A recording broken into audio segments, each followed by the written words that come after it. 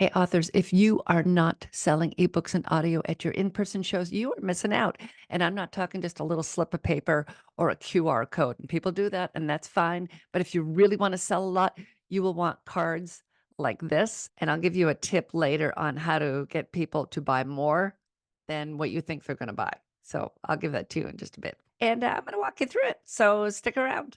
Okay, first thing I do is I have a BookFunnel account, and that's how I get all my sales codes. There might be other places out there that have sales codes. I don't know. I only know BookFunnel, so that's the one I'm going to walk you through. You're on your BookFunnel page, and you want to go all the way to the left there. Look at that menu, and almost near the bottom, you're going to see the words print codes, and you're going to click on that. And now you're going to create a set of print codes. You have to have a book set up. So if you don't have your book set up already, go ahead and set up all your books. I label mine ebook or audio, depending on what it is, so it's really easy to find in the list. In the upper right, you're going to see the word action and click on that, and it'll offer you the option to have a new print batch. So go ahead and click on that. Okay, now you're going to fill out everything that is listed. You're going to select a book. You're going to say how long it's going to be valid, and I always make the codes valid as long as it will, and it's usually 18 months. Let me double check. Yep, it's still 18 months. Then you're going to name it, and I always say like Ebooks Snake, because one of my books is called How to Sex Your Snake, and that's a lot to write. So I just write ebook snake, much easier. Then underneath the box for how many codes you want, make sure you click offer the reader the option of joining your mailing list. Make sure you do that because you want people to join your mailing list when they get this book. Then you're going to tell it how many codes you want. I do them in multiples of 30 because there are 30 on the sheet that I use, and it's just easier to print it that way. After you click Save Batch, click Generate Print Code, and then follow the instructions. Right at the top, it will say, well, a little bit down, Generate Test Code, and then they'll be highlighted getmybook.com, and then there'll be a code that you're going to type in there. It's very easy. Just look at the page and you'll see it. Then run that through and test it to make sure it works. Okay, now you're going to generate your codes, and you go up to the top right and it says action. You click on that and you'll see that list, and look over there and it says generate codes. So I'm going to click on that, and it will say generating codes will activate them for download, and you want them activated. I wouldn't do it too soon before your show so you can put the stickers on because they will expire in however many months you told them to. And like I said, I always do mine for 18 months, so they're around for a long time. But if they do expire, I just create new codes and put the sticker right over the old sticker. So, it's okay. So go ahead and say, yes, you want it generated. Okay, once you do that, then on the screen in the center, it will say, download your list of codes. Okay, now go ahead and click on that and save it as something you remember. Be very specific. I always put whether it's an ebook or an audiobook and the name of the book. I just use one word to name my books because, like I said, my books are like How to Sex Your Snake, How to Square Your Grouper, how to. They're just really long. So I always pick one word and just use that and put either ebook or audiobook. And I will also date them so I know the most recent ones. And now you have them. You're going to go to Avery.com and you're going to print them. And these are the labels that you're going to use. Let me show you.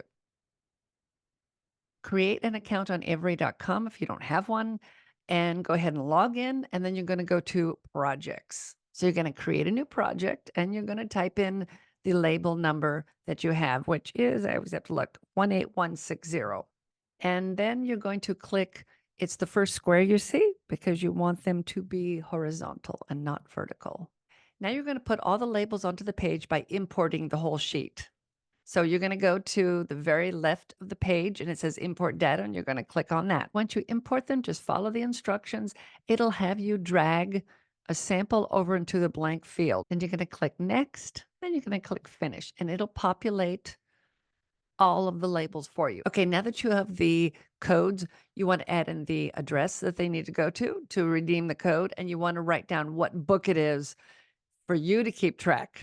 The first time I did this, I printed all my labels for all 4 books, and I forgot to write which books were which, and I kept having to go back. Okay, this is how it's going to look, and I do a practice printing on just regular paper so that I don't waste anything, because I'm always worried that I'm going to screw it up and waste a bunch of labels, and they're kind of expensive. They're not horribly expensive, but they're expensive enough. Okay, once these are printed, that's going to go at the back and bottom, hold this up so you can see it, of your cards that people are going to grab and buy at shows. Let's make the actual cards themselves now. I use rack cards from Vista, and it's about $25 for 50, and I get 3 books on each rack card. And I just cut them myself when I get them and add the punch hole and all that good stuff, which I'll show you. But let's do this first. I do standard paper and I do a matte finish and I do no extra. They do foil accent. Very cool. You can do that if you have something fancy you want to do.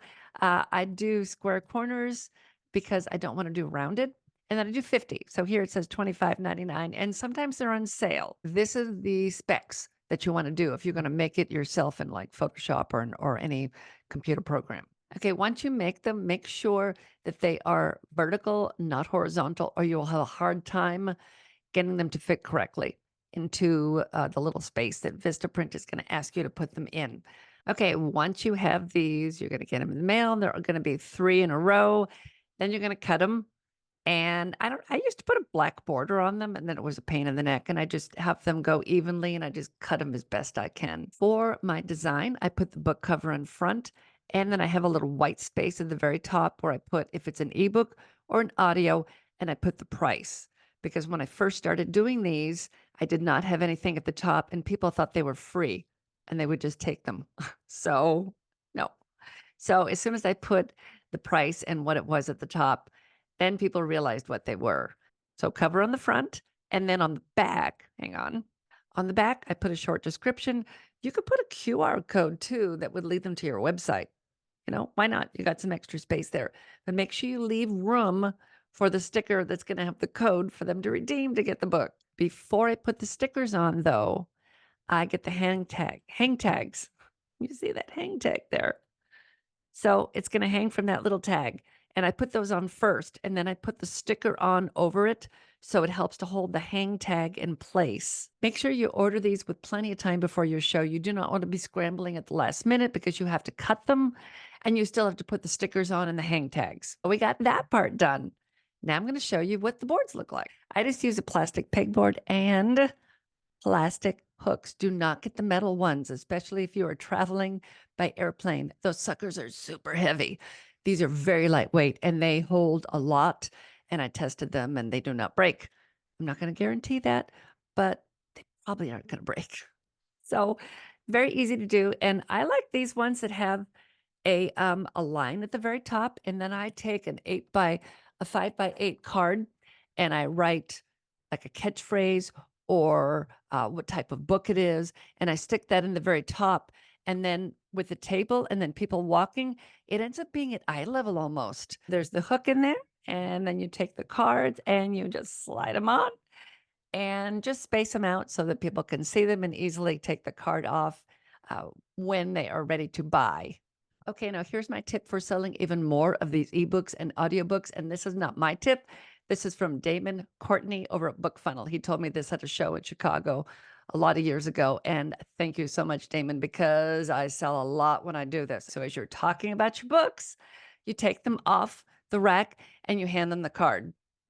Now, I sell a lot of roll-a-prompt books. You roll dice, you create prompts, and there's a picture of them. I will say to an author, what do you like to write? And then they'll tell me. And then I say, well, sometimes they'll say, well, I write a little bit of everything. And so I'll say, oh, well, maybe you like sci-fi. And then I will pull the sci-fi card out and hand them to you. And maybe you like romance. And I'll pull the romance card off and hand it to them. And I keep doing that until they you kind of have to feel out each situation. And so often people will buy every single card that you handed them. It's fantastic. So don't be pushy. Make sure that they are sort of interested in that item. And a lot of times, once they have it in their hands, they will not hand it back. And that's it. This is a way to sell more ebooks and more audiobooks at shows. And people coming through really do like seeing this. I was at a show once, and it was mainly romance. And I have cozy mystery at the time, just cozy mystery. And these I think it was 3 ladies came through. And they stopped and went, "You have cozy." And they took every card. And they didn't even look at the paperbacks that I had on the table. They just took all the cards for the ebooks. And I said, do you want to look at the book and see if you like my writing? Nope. They just wanted the ebooks. And awesome. So great. Thank you so much. If I did not explain anything well enough, or if you want more information, just leave me a comment and I will reply. And thanks so much for sticking around. I will have other things time to time that may help authors. And I also have free audiobooks on here. If you like to listen to audiobooks, they're on here and they're at the moment, it's just cozy mysteries. I have one paranormal mystery with a ghost and a novice detective that is going to be going up sometime soon. The proofer is just listening to the very end of it. So that'll be up soon. And that's it. So thank you so much for sticking around. I hope you learned something.